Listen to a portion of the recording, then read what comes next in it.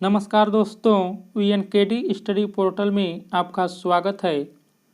आज हम सब इस वीडियो में बौद्ध धर्म के बारे में पढ़ेंगे। इससे पहले हम सब जैन धर्म पढ़ चुके हैं। यदि आपने अभी तक वह वीडियो नहीं देखा है और देखना चाहते हैं तो आपको वह वीडियो चैनल के प्लेलिस्ट में मिल जाएगा, वहां से आप देख लीजिएगा। तो चलिए अब हम सब आज के अपने टॉपिक यानी बौद्ध धर्म पर आते हैं। और दोस्तों, यदि आप किसी भी प्रतियोगी परीक्षाओं जैसे बैंक, SSC, रेलवे या स्टेट एग्ज़ाम की तैयारी कर रहे हैं तो आपके लिए यह वीडियो बहुत ही महत्वपूर्ण है। इसलिए दोस्तों, आप सब वीडियो को शुरू से अंत तक देखिएगा, क्योंकि यह वीडियो आप लोगों के लिए बहुत ही महत्वपूर्ण है। और देखिए, एग्जाम में यदि बौद्ध धर्म से एक भी प्रश्न पूछ लिया तो समझिए इससे बाहर नहीं पूछेगा। जितना भी प्रश्न एग्जाम में बनेगा बौद्ध धर्म से, इसी में से बनेगा, इससे बाहर एक भी प्रश्न नहीं आएगा। तो चलिए हम सब शुरू करते हैं। तो देखिए आप सब, सबसे पहले चलिए हम सब देखते हैं कि बौद्ध धर्म के संस्थापक कौन थे। यानी आज हम सब पढ़ेंगे बौद्ध धर्म के बारे में। तो चलिए सबसे पहले जान लेते हैं कि बौद्ध धर्म के संस्थापक कौन थे। तो देखिए, बौद्ध धर्म के संस्थापक गौतम बुद्ध थे, याद रखिएगा। उम्मीद करता हूँ काफ़ी लोग जानते होंगे, और जो लोग नहीं जानते हैं याद रखिएगा कि बौद्ध धर्म के संस्थापक गौतम बुद्ध थे। और देखिए, इन्हें यानी गौतम बुद्ध को एशिया का ज्योतिपुंज, अंग्रेजी में लाइट ऑफ एशिया कहा जाता है, याद रखिएगा। क्योंकि एग्जाम में इससे भी प्रश्न पूछ लेता है कभी कभी कि एशिया का ज्योतिपुंज किन्हें कहा जाता है। तो देखिए, गौतम बुद्ध को ही एशिया का ज्योतिपुंज कहा जाता है, यानी लाइट ऑफ एशिया कहा जाता है, याद रखिएगा। आगे चलिए हम सब आगे देखते हैं। देखिए, गौतम बुद्ध का जन्म 563 ईसा पूर्व में कपिलवस्तु के लुम्बिनी नामक स्थान पर हुआ था।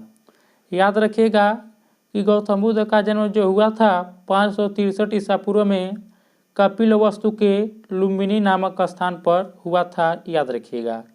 और देखिए, इनके पिता यानी गौतम बुद्ध के पिता का नाम शुद्धोधन था। शुद्धोधन जो थे वह देखिए साक्यगढ़ के मुखिया थे।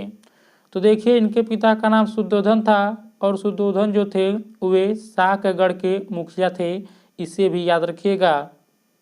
आगे देखिए आप सब, इनकी माता माया देवी की मृत्यु इनके जन्म के 7वें दिन ही हो गई थी। यानी देखिए दोस्तों आप सब, इनकी माता का जो नाम था माया देवी था, और देखिए इनकी माता का जो मृत्यु हुआ था इनके जन्म के 7वें दिन ही हो गई थी, इसे भी याद रखिएगा। और देखिए, इनका लालन पालन इनकी सौतेली माँ प्रजापति गौतमी ने किया था, इसे भी याद रखिएगा। तो गौतम बुद्ध का लालन पालन किसने किया था? तो इनकी सौतेली माँ प्रजापति गौतमी ने किया था, याद रखिएगा। आगे चलिए देखते हैं, इनके बचपन का नाम सिद्धार्थ था। तो देखिए दोस्तों, एग्जाम में यह भी प्रश्न काफ़ी बार पूछा गया है कि गौतम बुद्ध के बचपन का क्या नाम था। तो देखिए, गौतम बुद्ध के बचपन का नाम सिद्धार्थ था, इसे आप सब याद रखिएगा। आगे देखिए, गौतम बुद्ध का विवाह 16 वर्ष की अवस्था में यशोधरा के साथ हुआ, और देखिए इनके पुत्र का नाम राहुल था। तो आप सब देखिए, गौतम बुद्ध का जो विवाह हुआ था 16 वर्ष की अवस्था में यशोधरा के साथ हुआ था, और इनके पुत्र का नाम राहुल था, तो याद रखिएगा। तो दोस्तों, हम सब इसमें देखें कि बौद्ध धर्म के संस्थापक कौन थे, और यह भी देखें कि बौद्ध धर्म के जो संस्थापक थे यानी गौतम बुद्ध, उनका जन्म कब हुआ, उनके पिता का क्या नाम था, माता का क्या नाम था, और उनका जन्म कहाँ हुआ था, पत्नी का क्या नाम था, बच्चे का क्या नाम था। यहाँ तक हम सब देख लिए हैं। उम्मीद करता हूँ आपको समझ में भी आ गया होगा। चलिए अब आगे देखते हैं। देखिए, आगे हम सब बढ़ते हैं। लिखा है कि सिद्धार्थ जब कपिलवस्तु की सैर पर निकले तो उन्होंने निम्न 4 दृश्यों को क्रमशः देखा। देखिए दोस्तों, यह बहुत ही महत्वपूर्ण है, इतना समझिए आप सब, बहुत ही महत्वपूर्ण है। देखिए, एक बार एग्जाम में पूछ लिया था कि क्रम से उसमें पूछ लिया था एग्जाम में। तो देखिए लिखा था कि सिद्धार्थ जब कपिलवस्तु की सैर पर निकले तो उन्होंने क्रम से क्या क्या देखा, यानी सबसे पहले क्या क्या देखा उसे आप सब क्रम में बताइए। तो देखिए जब उन्होंने सैर पर निकला तो सबसे पहले उन्होंने बूढ़ा व्यक्ति देखा, उसके बाद एक बीमार व्यक्ति देखा, उसके बाद शव देखा, फिर उसके बाद एक सन्यासी को देखा। तो देखिए क्रम याद रखिएगा, क्योंकि कभी कभी एग्जाम में क्रम पूछ लेता है। क्रम बताइए किस क्रम में उन्होंने देखा। तो सबसे पहले उन्होंने बूढ़े व्यक्ति को देखा, फिर एक बीमार व्यक्ति को देखा, तब उसके बाद शव को देखा, तब एक सन्यासी को देखा। तो इसे याद रखिएगा। आगे देखिए आप सब, सांसारिक समस्याओं से व्यथित होकर सिद्धार्थ ने 29 वर्ष की अवस्था में गृह त्याग किया, जिसे बौद्ध धर्म में महाभिनिष्क्रमण कहा गया है। तो याद रखिएगा, यह भी काफ़ी बार पूछ लेता है। तो देखिए एग्जाम में प्रश्न इस तरह पूछता है कि गौतम बुद्ध के गृह त्याग की घटना को क्या कहा जाता है। तो देखिए गौतम बुद्ध के गृह त्याग की घटना को महाभिनिष्क्रमण कहा जाता है। तो याद रखिएगा। आगे चलिए, आगे हम सब देखते हैं। तो देखिए गृह त्याग करने के बाद सिद्धार्थ यानी बुद्ध ने वैशाली के आलार कलाम से सांख्य दर्शन की शिक्षा ग्रहण की। आलार कलाम सिद्धार्थ के प्रथम गुरु हुए। तो याद रखिएगा, सिद्धार्थ के जो प्रथम गुरु हुए कौन हुए। तो देखिए आलार कलाम जो थे वे सिद्धार्थ के यानी गौतम बुद्ध के प्रथम गुरु हुए। तो इसे याद रखिएगा। आगे चलिए हम सब देखते हैं। तो देखिए आलार कलाम के बाद सिद्धार्थ ने राजगीर के रुद्र कराम पुत्र से शिक्षा ग्रहण की। तो देखिए दोस्तों, यदि हम बात करें तो सिद्धार्थ के जो प्रथम गुरु थे वो आलार कलाम थे। और फिर देखिए आलार कलाम के बाद सिद्धार्थ ने जो शिक्षा ग्रहण किए वे देखिए राजगीर के रुद्र कराम पुत्र से शिक्षा ग्रहण किए। तो इसे भी याद रखिएगा। आगे देखिए उरुवेला में सिद्धार्थ को कौंडिन्य, वप्पा, भादिया, महानामा एवं असागी नामक 5 साधक मिले। इसे भी याद रखिएगा। यदि दोस्तों आपको यह वीडियो अच्छा लग रहा है तो प्लीज़ वीडियो को लाइक कीजिएगा, शेयर कीजिएगा, साथ ही चैनल को भी सब्सक्राइब कर लीजिएगा। आगे चलिए, अब हम सब आगे बढ़ते हैं। अब देखिए आगे लिखा है कि बिना अन्न जल ग्रहण किए 6 वर्ष की कठिन तपस्या के बाद 35 वर्ष की आयु में वैशाख की पूर्णिमा की रात निरंजना यानी फल्गु नदी के किनारे पीपल वृक्ष के नीचे सिद्धार्थ को ज्ञान प्राप्त हुआ। तो देखिए दोस्तों, इतना टर्म यहाँ पर बहुत ही महत्वपूर्ण है, क्योंकि एग्जाम में यह भी पूछ लेता है कि सिद्धार्थ को ज्ञान की प्राप्ति किस नदी के किनारे हुआ या किस वृक्ष के किनारे हुआ, दोनों में से एक पूछ लेता है। तो दोनों याद रखिएगा। तो देखिए यहाँ पर लिखा है कि बिना अन्न जल ग्रहण किए 6 वर्ष की कठिन तपस्या के बाद 35 वर्ष की आयु में वैशाख की पूर्णिमा की रात निरंजन देखिए फल्गु नदी के किनारे, जो नदी का नाम था, क्या नाम था, तो फल्गु नदी था यानी निरंजना नदी। और वृक्ष कौन था, तो पीपल के वृक्ष के नीचे जो है इन्हें ज्ञान प्राप्त हुआ था। इसे याद रखिएगा। आगे देखिए आप सब, ज्ञान प्राप्ति के बाद सिद्धार्थ बुद्ध के नाम से जाने गए वह स्थान बोधगया कहलाया। तो देखिए दोस्तों, जब सिद्धार्थ को ज्ञान की प्राप्ति हो गई तब उसके बाद उन्हें बुद्ध के नाम से जाने जाना लगा। और देखिए दोस्तों, वह स्थान बोधगया कहलाया। इसे भी याद रखिएगा, यानी जिस स्थान पर इन्हें ज्ञान की प्राप्ति हुई वह स्थान बोधगया कहलाया। दोस्तों कमेंट बॉक्स के माध्यम से हमें बताइएगा कि बोधगया किस राज्य में है। इससे आप कमेंट बॉक्स में हमें जरूर बताइएगा। आगे देखिए, बुद्ध ने अपना प्रथम उपदेश सारनाथ यानी ऋषि पतनम में दिया, जिसे बौद्ध ग्रंथों में धर्म चक्र प्रवर्तन कहा गया। देखिए दोस्तों, यह लाइन बहुत ही महत्वपूर्ण है। तो देखिए एग्जाम में पूछ लेता है कि बुद्ध ने अपना प्रथम उपदेश कहाँ दिया। तो देखिए बुद्ध ने अपना प्रथम उपदेश सारनाथ में दिया। और देखिए यह भी पूछ लेता है कि बुद्ध के प्रथम उपदेश की घटना को क्या कहा गया। तो देखिए धर्म चक्र प्रवर्तन कहा गया, याद रखिएगा। यानी हम सब पीछे बढ़े हैं। बुद्ध के गृह त्याग की घटना को महाभिनिष्करण कहा गया। और साथ ही हम सब यहाँ पर पढ़ रहे हैं कि बुद्ध के प्रथम उपदेश की घटना को यानी बुद्ध के प्रथम उपदेश को बौद्ध ग्रंथों में धर्मचक्र प्रवर्तन कहा गया है, इसे भी याद रखिएगा। आगे चलिए हम सब देखते हैं। तो देखिए आगे लिखा है, बुद्ध ने अपने उपदेश जनसाधारण की भाषा पाली में दिए। देखिए अभी प्रश्न पूछ लेता है कि बुद्ध ने अपने उपदेश किस भाषा में दिए। तो देखिए बुद्ध ने अपने उपदेश जो है पाली भाषा में दिए, इसे भी आप याद रखिएगा। भाषा यहाँ पर बहुत ही महत्वपूर्ण है। आगे देखिए आप सब, बुद्ध ने अपने उपदेश कौशल, वैशाली, कौशाम्बी एवं अन्य राज्यों में दिए, इसे भी याद रखिएगा। तो बुद्ध ने अपने उपदेश कहाँ कहाँ दिए? कौशल में, वैशाली में, कौशाम्बी यानी कई जगहों पर दिए। आगे देखिए लिखा है, बुद्ध ने अपने सर्वाधिक उपदेश कौशल देश की राजधानी श्रावस्ती में दिए। देखिए यह भी प्रश्न एग्जाम में पूछ लिया है कि बुद्ध ने सर्वाधिक उपदेश कहाँ पर दिया। तो देखिए गौतम बुद्ध ने अपना सर्वाधिक उपदेश जो है श्रावस्ती में दिया। तो देखिए कौशल देश की राजधानी श्रावस्ती थी, याद रखिएगा। आगे देखिए आप सब, तो देखिए यहाँ पर लिखा है कि इनके प्रमुख अनुयायी शासक थे। तो देखिए कौन कौन इनके प्रमुख अनुयायी शासक थे। तो देखिए एक बिंबिसार, प्रसेनजीत व उदयन, यह देखिए इनके जो थे सभी प्रमुख शासक थे। आगे देखिए लिखा है कि बुद्ध की मृत्यु 80 वर्ष की अवस्था में 483 ईसा पूर्व में कुशीनारा देवरिया उत्तर प्रदेश में चुंद द्वारा अर्पित भोजन करने के बाद हो गई, जिसे बौद्ध धर्म में महापरिनिर्वाण कहा गया है।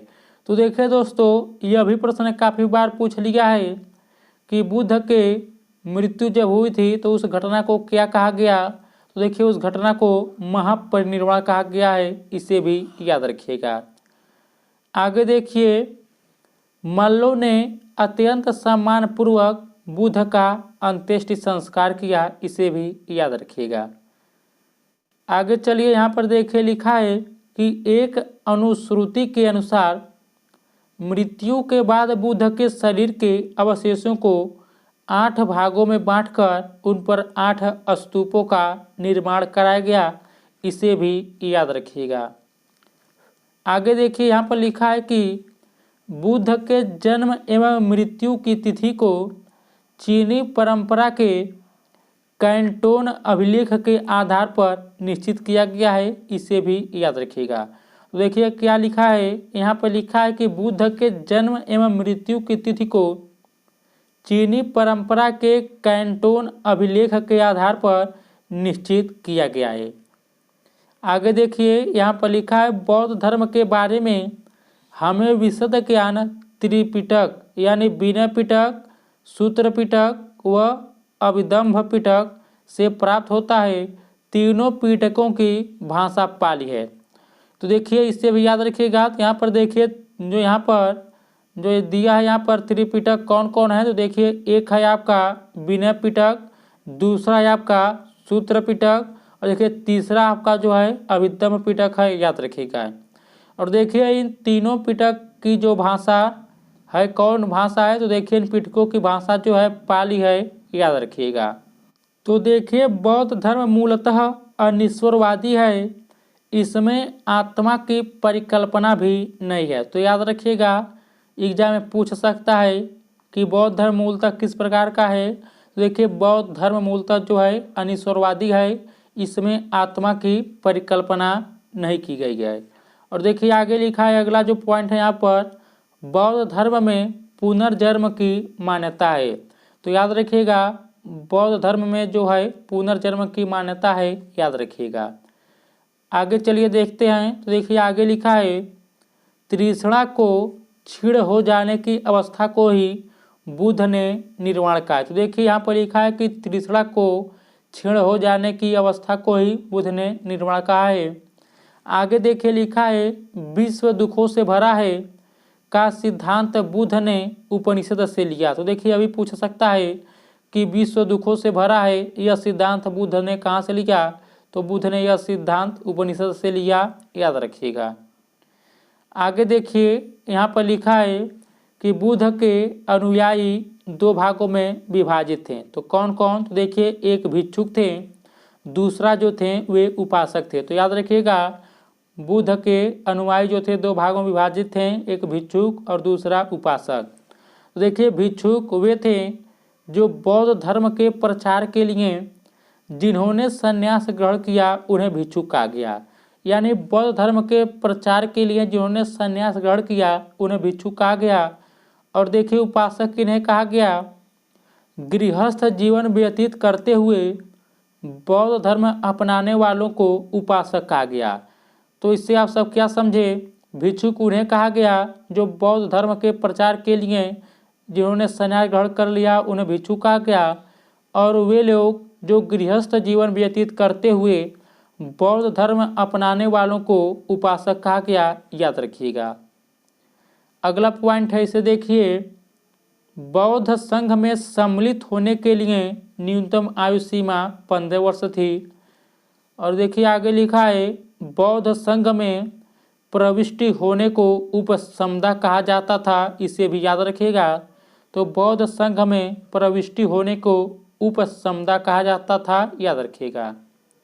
आगे देखिए लिखा है बौद्ध धर्म के त्रिरत्न है। तो देखिए एग्जाम में अभी पूछ लेता है कि बौद्ध धर्म के त्रिरत्न कौन कौन हैं। तो देखिए बुद्ध, धम्म एवं संघ, ये तीनों जो हैं बौद्ध धर्म के त्रिरत्न हैं, याद रखिएगा। चलिए आगे हम सब देखते हैं। देखिए यहाँ पर लिखा है कि चतुर्थ बौद्ध संगीत के बाद बौद्ध धर्म दो भागों हीनयान एवं महायान में विभाजित हो गया। तो देखिए दोस्तों याद रखिएगा, आगे हम सब अभी चारों संगत के बारे में पढ़ेंगे। बौद्ध धर्म के जो चारों संगत हैं, प्रथम द्वितीय तृतीय, कहाँ हुए हैं, किसने अध्यक्षता किया, आगे हम सब देखेंगे। तो यहाँ पर देखिए लिखा है कि चतुर्थ बौद्ध संगीत के बाद बौद्ध धर्म दो भागों यानी पहला जो था हीनयान, दूसरा जो था महायान में विभाजित हो गया। आगे चलिए हम सब देखते हैं। देखिए आगे लिखा है बौद्ध धर्म के महायान संप्रदाय का आदर्श बोधिसत्व है। और देखिए बोधिसत्व दूसरे के कल्याण को प्राथमिकता देते हुए अपने निर्माण में विलंब करते हैं। और यहाँ पर देखिए यह जो है यह महायान संप्रदाय का आदर्श है। और हीनयान का देखिए क्या आदर्श है। तो यहाँ पर देखिए लिखा है हीनयान का आदर्श अहर्त पद को प्राप्त करना है। जो व्यक्ति अपनी साधना से निर्वाण की प्राप्ति करते हैं उन्हें ही अहर्त कहा जाता है, तो याद रखिएगा। आगे चलिए हम सब देखते हैं। तो देखिए आगे लिखा है धार्मिक जुलूस का प्रारंभ सबसे पहले बौद्ध धर्म के द्वारा प्रारंभ किया गया। यानी देखिए धार्मिक जुलूस का प्रारंभ जो है सबसे पहले बौद्ध धर्म के द्वारा प्रारंभ किया गया, याद रखिएगा। आगे देखिए लिखा है कि बौद्धों का सबसे पवित्र त्योहार वैशाख पूर्णिमा है, जिसे बुद्ध पूर्णिमा के नाम से जाना जाता है। इसका महत्व इसलिए है कि बुद्ध पूर्णिमा के ही दिन बुद्ध का जन्म, ज्ञान की प्राप्ति एवं महापरिनिर्वाण की प्राप्ति। तो चलिए हम सब आगे देखते हैं। तो देखिए बुद्ध ने सांसारिक दुखों के संबंध में 4 आर्य सत्यों का उपदेश दिया, ये हैं। तो चलिए हम सब देख लेते हैं कि वे 4 आर्य सत्य कौन कौन हैं जिनका बुद्ध ने उपदेश दिया। तो देखिए पहला जो है दुख है, दूसरा जो है वह दुख समुदाय है, तीसरा जो है दुख निरोध है, चौथा जो है दुख निरोध गामिनी प्रतिपदा है। तो याद रखिएगा। तो 4 आर्य सत्य कौन कौन है? एक दुख है, दूसरा दुख समुदाय, तीसरा दुख निरोध, चौथा दुख निरोध गामिनी प्रतिपदा, याद रखिएगा। आगे देखिए अगला पॉइंट यहाँ पर इन सांसारिक दुखों से मुक्ति हेतु बुद्ध ने अष्टांगिक मार्ग की बात कही, ये साधन है। तो देखिए दोस्तों बुद्ध ने 4 आर्य सत्यों के अलावा उन्होंने अष्टांगिक मार्ग की बात भी कही। तो देखिए कौन कौन है अष्टांगिक मार्ग। तो देखिए यहाँ पर सम्यक दृष्टि, सम्यक संकल्प, सम्यक वाणी, सम्यक कर्मांत, सम्यक आजीव, सम्यक व्यायाम, सम्यक स्मृति एवं सम्यक समाधि। तो देखिए जो बुद्ध ने अष्टांगिक मार्ग की बात की यही है। तो कौन कौन है? एक सम्यक दृष्टि है, दूसरा सम्यक संकल्प है, तीसरा सम्यक वाणी है, चौथा सम्यक कर्मांत है, पांचवा सम्यक आजीव है, छठवां सम्यक व्यायाम है, सातवां सम्यक स्मृति है, आठवां जो है सम्यक समाधि है। याद रखिएगा। यदि दोस्तों आपने अभी तक चैनल को सब्सक्राइब नहीं किया तो सब्सक्राइब जरूर कर लीजिए, साथ ही वीडियो को शेयर कर दीजिएगा। चलिए आगे देखते हैं। तो देखिए आगे यहाँ पर लिखा है निर्वाण बौद्ध धर्म का परम लक्ष्य है। देखिए दोस्तों निर्वाण जो है यह बौद्ध धर्म का परम लक्ष्य है, जिसका अर्थ है यानी देखिए जिसका अर्थ होता है निर्वाण यानी जिसका अर्थ होता है दीपक का बुझ जाना अर्थात जीवन मरण चक्र से मुक्त हो जाना। तो देखिए निर्वाण का अर्थ होता है दीपक का बुझ जाना यानी जीवन मरण चक्र से मुक्त हो जाना। आगे देखिए लिखा है बुद्ध ने निर्वाण प्राप्ति को सरल बनाने के लिए निम्न 10 शीलों पर बल दिया। तो चलिए हम सब देख लेते हैं कि बुद्ध ने निर्वाण प्राप्ति को सरल बनाने के लिए वे कौन कौन 10 शीलों पर बल दिया। तो देखिए सबसे पहले उन्होंने कहा कि अहिंसा अपनाना, दूसरा कहा कि सत्य के मार्ग पर चलना, तीसरा कहा कि अस्तेय यानी चोरी न करना, चौथा उन्होंने कहा कि अपरिग्रह यानी किसी प्रकार की संपत्ति न रखना, पांचवा मद्य सेवन न करना, छठा जो है असमय भोजन न करना, सातवां सुखप्रद बिस्तर पर नहीं सोना, आठवां धन संचय न करना, नौवां जो है स्त्रियों से दूर रहना और 10वां जो है नृत्य गान आदि से दूर रहना। तो देखिए यही कुल 10 शील हैं। इन्हीं पर जो है गौतम बुद्ध ने बल दिया निर्वाण प्राप्ति को सरल बनाने के लिए। और देखिए यहाँ पर लिखा है कि गृहस्थों के लिए केवल 5 शील था तथा भिक्षुओं के लिए 200 शील मानना अनिवार्य था। तो याद रखिएगा गृहस्थों के लिए केवल 5 शील तथा भिक्षुओं के लिए 200 शील मानना अनिवार्य था। देखिए आगे लिखा है बुद्ध ने मध्यम मार्ग यानी मध्यमा प्रतिपद का उपदेश दिया। इसे भी आप सब याद रखिएगा। अब आगे चलिए हम सब देखते हैं। तो देखिए दोस्तों यह बहुत ही महत्वपूर्ण है, इसलिए मैंने इसको अलग पेज पर लिया है। तो यहाँ पर देखिए लिखा है बुद्ध के जीवन से संबंधित बौद्ध धर्म के प्रतीक, जो हम सब पीछे पढ़ चुके हैं। यहाँ पर देख लीजिए फिर से आप सब। देखिए एक तरफ घटना लिखा है, एक तरफ प्रतीक लिखा है। तो देखिए यह इसलिए मैंने लिया क्योंकि एग्जाम में यहाँ से प्रश्न बनता है, इसलिए मैं आपको अलग से बता रहा हूँ। तो देखिए बुद्ध के जन्म की जो घटना है उसका प्रतीक कमल एवं सांड माना जाता है। तो याद रखिएगा कमल एवं सांड का जो प्रतीक है वह बुद्ध के जन्म के समय को बताता है, याद रखिएगा।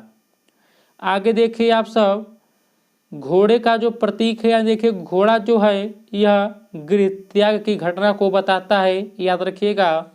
और देखिए पीपल यानी बोधि वृक्ष जो है यह ज्ञान को बताता है, याद रखिएगा। पद चिन्ह जो है यह निर्वाण को बताता है, यानी पद चिन्ह जो प्रतीक है यह निर्वाण को बताता है। स्तूप जो है यह मृत्यु को बताता है।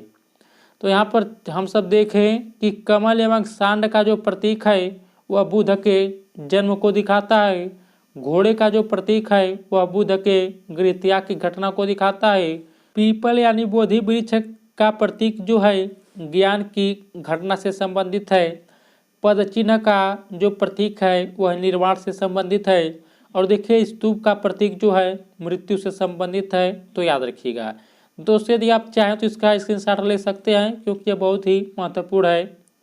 आगे चलिए हम सब देखते हैं। देखिए दोस्तों यह भी बहुत ही महत्वपूर्ण है, यदि आपको स्क्रीनशॉट लेना है तो ले लीजिए। तो चलिए अब हम सब आगे बढ़ते हैं। तो यहाँ पर देखिए बौद्ध सभाएं। तो देखिए दोस्तों यह जो बौद्ध धर्म में 4 सभाएं हुए यह देखिए बहुत ही महत्वपूर्ण है, याद रखिएगा। तो यहाँ पर हम सब देखेंगे, यहाँ पर देखिए एक कालम में सभा देखेंगे, दूसरे में समय देखेंगे, तीसरे में स्थान देखेंगे, चौथे में अध्यक्ष देखेंगे, पांचवा में शासनकाल देखेंगे। यानी कौन सी सभाएं किस जगह किस समय किसने अध्यक्षता किया और किसके शासनकाल में हुई, यह सभी हम सब देखेंगे। तो देखिए सबसे पहले हम सब देखते हैं प्रथम बौद्ध संगीति। तो देखिए प्रथम बौद्ध संगीत का जो आयोजन किया गया था वह 483 ईसा पूर्व में किया गया था। कहाँ किया गया था? राजगृह में किया गया था। अध्यक्ष कौन था? महाकश्यप। किसके शासनकाल में? अजातशत्रु के शासनकाल में। तो देखिए दोस्तों प्रश्न इस तरह पूछ लेता है कि प्रथम बौद्ध संगीत का आयोजन किसके शासनकाल में किया गया था? तो अजातशत्रु के शासनकाल में किया गया था, याद रखिएगा। और देखिए स्थान पूछ लेता है कहाँ किया गया था? राजगृह में किया गया था। कब किया गया था? 483 पूर्व में किया गया था। किसने अध्यक्षता किया? तो देखिए महाकश्यप ने अध्यक्षता किया, याद रखिएगा। इसी तरह द्वितीय बौद्ध संगीत देखिए द्वितीय बौद्ध संगत का जो आयोजन किया गया था वह 383 ईसा पूर्व में किया गया था। और देखिए किस जगह पर? तो वैशाली नामक स्थान पर किया गया था। अध्यक्षता किसने किया? तो सवा कामी ने किया। किसके शासनकाल में? कालाशोक के शासनकाल में। यानी द्वितीय बौद्ध संगीत का आयोजन कालाशोक के शासनकाल में किया गया था। कहाँ किया गया था? वैशाली में किया गया था। कब किया गया था? 383 ईसा पूर्व में। कौन अध्यक्षता किया था? तो सवा कामी ने किया था, तो याद रखिएगा। इसी तरह देखिए तृतीय बौद्ध संगीत का आयोजन 255 ईसा पूर्व समय है। और देखिए स्थान यानी किस जगह पर? पाटलिपुत्र में। अध्यक्षता किसने किया? तो देखिए मोगलीपुत्र तीस ने। और देखिए किसके शासनकाल में? अशोक के शासनकाल में। यानी तृतीय बौद्ध संगीत का आयोजन अशोक के शासनकाल में किया गया था। और वह जगह कौन था? पाटलिपुत्र था। अध्यक्षता किसने किया? मोगलीपुत्र तीस ने। और समय क्या है? तो 255 ईसा पूर्व है, याद रखिएगा। अगला आप सब देख लीजिए देखिए चतुर्थ बौद्ध संगीत। तो देखिए चतुर्थ बौद्ध संगीत का जो आयोजन किया गया था उसका जो समय है वह ईसा की प्रथम शताब्दी है, इस तरह याद रखिएगा। और देखिए स्थान जो है कुंडलवन। अध्यक्षता देखिए किसने किया? वसुमित्र अश्वघोष ने। और देखिए किसके शासनकाल में? कनिष्क के शासनकाल में। यानी चतुर्थ बौद्ध संगीत का आयोजन कनिष्क के शासनकाल में किया गया था। किस जगह पर किया गया था? तो कुंडलवन नामक जगह पर किया गया था। कब किया गया था? तो ईसा की प्रथम शताब्दी पर। और देखिए अध्यक्षता किसने किया? वसुमित्र अश्वघोष ने। दोस्तों इसका भी स्क्रीनशॉट आप सब ले लें तो बढ़िया रहेगा, क्योंकि यह आपके लिए बहुत ही महत्वपूर्ण होगा।